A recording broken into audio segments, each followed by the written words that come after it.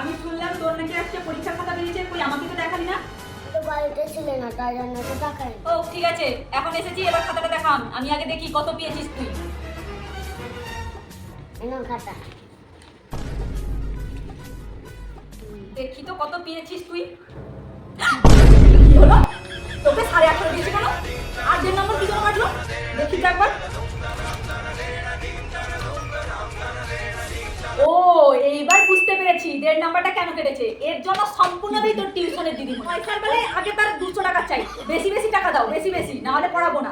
আর নাম্বারের বেলায় আমার ছেলে এত কম পেলো, আমি কালকে টিউশনে গিয়ে বলবো আমাকে 20 টাকা রিটার্ন দিতে। আর যদি বলে 20 টাকা কেন চাইছি, বলবো আমার ছেলে দেড় নাম্বার কম পেয়েছে তার জন্য আমার 20 টাকা দিয়েছি। যখনই আমার ছেলে ফুল মার্কস পাবে তখনই আমি তাকে ফুল পেমেন্ট করবো। যদি আমার ছেলে কম নাম্বার পাবে আমি তাকে ফুল পেমেন্ট করতে পারবো না। দিদিমণি ফেলাচ্ছে দিদিমণি, হ্যাঁ আমি তাকে 180 টাকাই দিব, আর 1 টাকাও বেশি দিব না। কালকে যদি 20 টাকা যদি আমি না রিটার্ন নিয়ে আসতে পেরেছি, আমার নাম খুন্তিবালা দেবী না, আমার নাম খুন্তিবালা